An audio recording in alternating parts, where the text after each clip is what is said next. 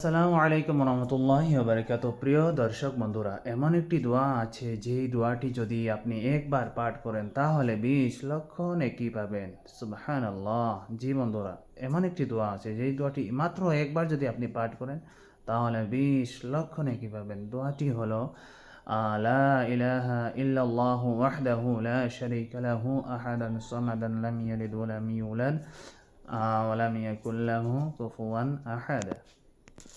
প্রিয় দর্শক বন্ধুরা, দোয়াটি আমি আবারও বলছি, লা ইলাহা ইল্লাল্লাহু ওয়াহদাহু লা শারীকা লাহু আহাদান সামাদান লাম ইয়ালিদ ওয়া লাম ইউলাদ ওয়া লাম ইয়াকুল লাহু কুফুয়ান আহাদ।